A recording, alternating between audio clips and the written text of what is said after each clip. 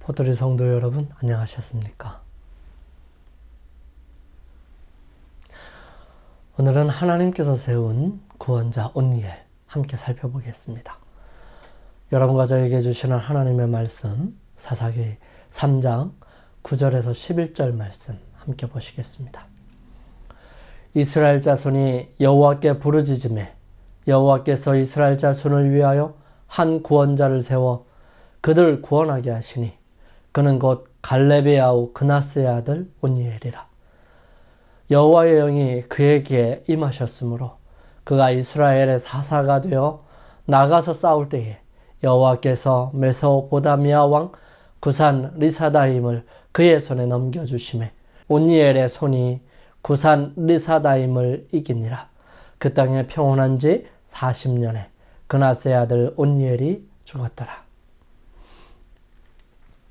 성경에 보면 구원자로 등장하는 사람들이 참 많이 있습니다. 그 이야기가 바로 사사기인데요. 사사기 안에는 크고 작은 사사들과 함께 협력했던 사람들, 그리고 선지자들, 그리고 자신이 사사가 되려고 노력했던 사람의 이야기가 있습니다. 자신이 생각하고 차지하려 하였던 사람들의 최후들과 하나님께서 세우신 사사들의 모습들을 통해서 인간의 계획과 생각보다 하나님께서 세우시고 이끄심이 얼마나 놀라운 은혜인지를 바라볼 수 있도록 하셨습니다. 사사시대가 시작되기 전에 이스라엘 백성들을 가나안 땅으로 인도한 하나님의 지도자 여호수아가 향년 110세로 그의 삶을 마감하고 고별하였을 때 이스라엘 백성들의 상태는 어떠하였을까요? 성경은 여호수아와 그 시대 사람들, 즉 지도자들을 말하였을 것입니다. 그들이 살아있을 때는 이스라엘 백성들이 그래도 하나님 안에서 그들의 생각과 마음을 지키고 살았었습니다.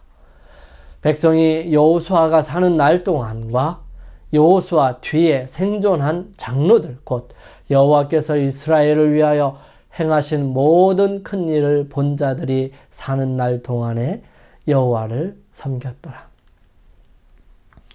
이스라엘 각 지파들은 가나안에 정착한 후에 그 땅을 완전히 정복하기 위하여 힘을 다하여 노력을 하지 않으면 안 되었습니다. 그럼에도 그들은 노력을 하지 않았어요. 이미 얻은 영토를 만족히 여겼고요. 그들의 열심은 곧 시들어져서 더 이상 전쟁을 계속하고 싶지도 않았고 계속하지도 않았습니다. 이스라엘이 강성한 후에야 가나안 사람에게 사역을 시켰고 다 쫓아내지 아니하였더라. 사사기 1장 28절 말씀. 여호와께서 이스라엘 백성들에게 하신 언약을 당신 편에서 충실히 이행하셨으므로 여호수아는 가나안인의 세력을 꺾고 그 땅을 각 지파에게 분배할 수 있었습니다. 하나님께서 도우시리라는 보증을 신뢰하고 그 땅의 거민을 완전히 몰아내는 일만이 그들에게 남아 있었던 것이죠. 그러나 그들은 이 일에 실패했습니다. 그들은 가나안인들과 동맹을 체결함으로 직접적으로 하나님의 말씀을, 명령을 어겼습니다. 그리하여 그들은 하나님께서 그들로 이스라엘 사람들로 하여금 가나안을 점령하도록 허락하신 조건을 성취시키는 일에 실패하고 말았던 것입니다. 하나님께서 이 시내산에서 이스라엘 백성들과 최초로 교통하신 바로 그때부터 그들에게 우상 숭배를 배격하라는 경고를 주셨었죠. 율법을 선포하신 직후에 가나안 민족에 관하여 다음과 같은 기별이 모세를 통하여 그들에게 전달되었었습니다. 너는 그들의 신을 숭배하지 말며 섬기지 말며 그들의 소유를 본받지 말고 그것들을 다 회파하며 그 주상을 타파하고 너희 하나님 여호와를 섬기라. 그리하면 여호와가 너희의 양식과 물에 복을 내리고 너희 중에 병을 제하리라. 그들이 순종하는 한 하나님께서는 그들 앞에서 그들의 원수를 정복하시겠다고 보증해 주셨습니다. 내가 내 위엄을 내 앞에 보내어 너의 이를 곳의 모든 백성을 파하고 너의 모든 원수로 너를 등지게 할 것이며 내가 왕벌을 내 앞에 보내리니 그 벌이 히위 족속과 가나안 족속과 헷 족속을 내 앞에서 쫓아내리라. 그러나 그 땅이 황무하게 되어 들짐승이 번성하여 너희를 해할까 하여 1년 안에는 그들을 내 앞에서 쫓아내지 아니하고 내가 번성하여 그 땅을 기업으로 얻을 때까지 내가 그들을 내 앞에서 조금씩 쫓아내리라. 그 땅의 거민을 내 손에 붙이리니 내가 그들을 내 앞에서 쫓아낼지라. 너는 그들과 그들의 신과 언약하지 말라. 그들이 내 땅에 머무르지 못할 것은 그들이 너로 내게 범죄케 할까 두려움이라. 내가 그 신을 섬기면 그것이 너의 올무가 되리라. 이 명령은 모세가 죽기 전에 그들을 통하여 가장 엄숙한 방법으로 반복되었고요. 또한 여호수아에 의해 되풀이 되었습니다. 하나님께서 당신의 백성을 가나안 땅에 두신 것은 그들로 도덕적 죄악의 주술을 막아 온 세상에 범람하지 못하게 할 강한 방파제를 삼고자 하심이었습니다. 하나님께서는 이스라엘 백성들이 당신에게 충성하는 한 그들이 나아가 정복하고 또 정복할 수 있게 하시고자 하셨습니다. 하나님께서는 가나안인들보다 더 크고 강력한 족속까지도 이스라엘 백성의 손에 붙이시고자 하셨습니다. 그것에 대하여 다음과 같이 약속하셨죠. 너희가 만일 내가 너희에게 명령하는 이 모든 명령을 잘 지켜 행하면 여호와께서 그 모든 나라 백성을 너희 앞에서 다 쫓아내실 것이라.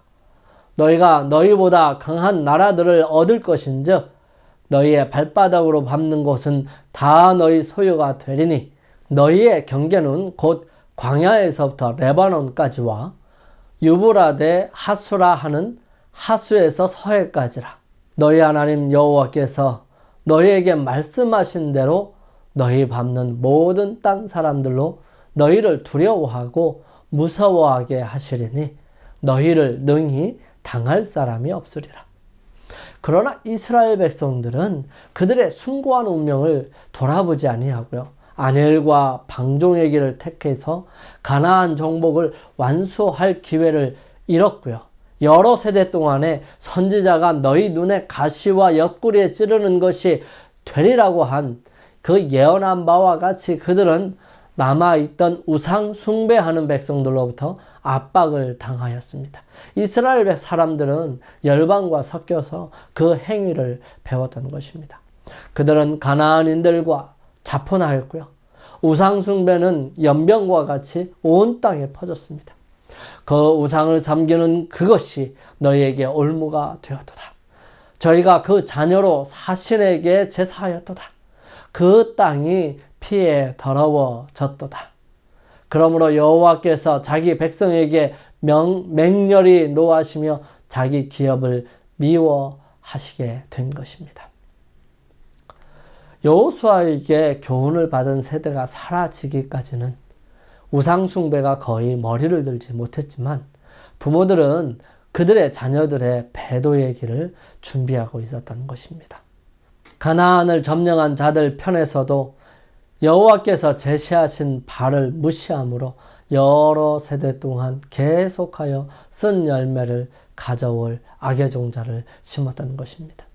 히브리인의 단순한 습관이 그들로 신체상의 건강을 누리게 하였지만 이방인들과 교제함으로 인해서 그들은 식욕과 정욕에 방종하게 되었고요. 그들의 체력은 점점 감소되고 지적, 도덕적 능력은 약화되었던 것입니다. 이스라엘 사람들은 그들의 죄로 인해서 하나님을 떠나가게 됩니다. 그러므로 하나님의 능력이 그들로부터 물러가서 그들은 더 이상 저희 원수를 이길 수 없게 되었던 것입니다. 그리하여 그들은 하나님을 힘입어 정복할 수 있었던 바로 그 민족들에게 압제를 당하였습니다. 그들은 애굽 땅에서 그들을 인도하여 내시고 광야에서 양떼같이 지도하신 열조의 하나님 여호와를 버렸던 것입니다.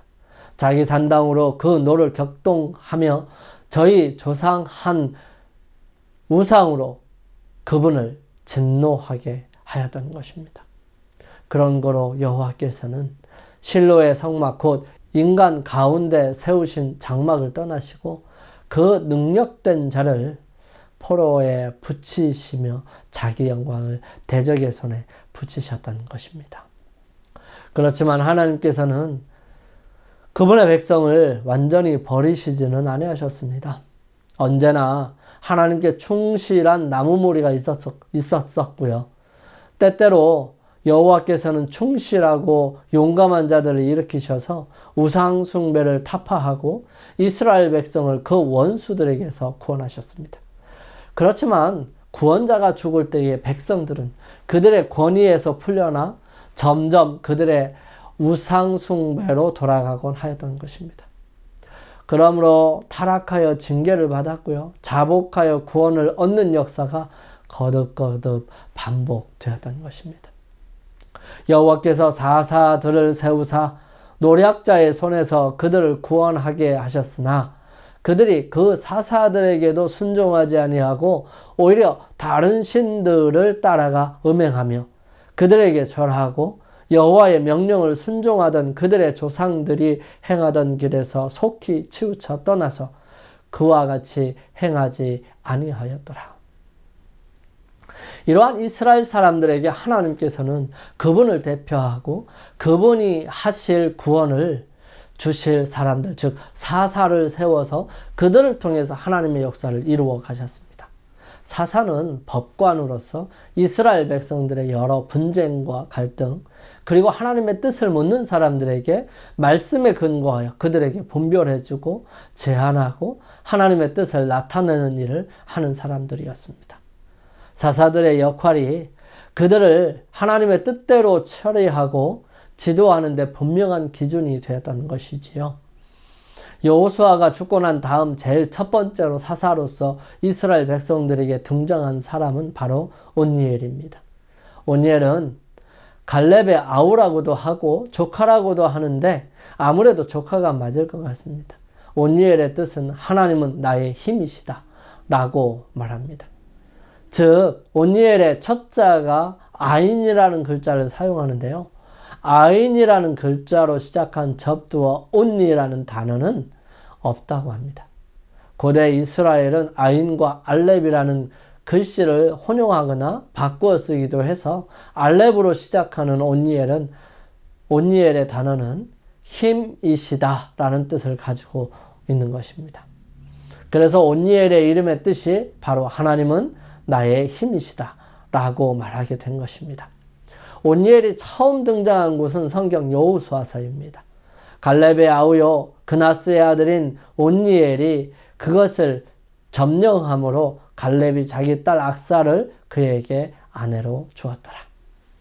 드빌이라고 하는 기럇 세벨을 점령하는 사람에게 자기 딸을 주겠다고 하는 갈렙의 말에 의해 온니엘의 부인은 바로 갈렙의 딸 악사였었던 것입니다. 이 악사는 온니엘에게 갈 때 이렇게 말합니다. 이르되 내게 복을 주소서 아버지께서 나를 네겝 땅으로 보내시오니 샘물도 내게 주소서 하매 갈렙이 윗샘과 아랫샘을 그에게 주었다라 말씀하십니다. 온니엘이 살던 곳이 바로 네게부 땅이었던 것 같습니다. 히브리어 에레츠 한 네게부, 이 네게부는 메마른이라는 뜻입니다. 팔레스타인 남부에 건조하여 사막 같은 데다가 남부의 모든 땅이 황무하였기 때문에 이것이 남쪽을 가리키는 말이 되었다는 것입니다. 사실 갈렙의 딸은 자기 아버지에게 메마른 땅을 주었으니 이제는 마른 땅을 물을 댈 수 있는 샘이 있는 땅을 원한다고 말하고 있는 셈입니다. 이런 내용이 기록된 것은 우리가 얻어야 할 교훈이 분명하기 때문이죠. 우리도 하늘 아버지께 메마른 심령을 적셔줄 축복의 샘물을 달라고 구해야 합니다. 우리가 그렇게 할 때 하나님도 2배의 축복을 허락하여 우리의 목마름을 완전히 해결할 수 있는 윗샘과 아랫샘을 줄 것입니다. 기럇 세벨이라고 하는 드빌은 어떤 성이었을까요? 성경 주석은 다음과 같이 주석하죠. 가나안식의 지명은 책들의 도성을 의미하는 기럇 세벨이다. 15장 49절에서는 종려나무의 도성 곧 기럇 산나라고 일컬어졌다.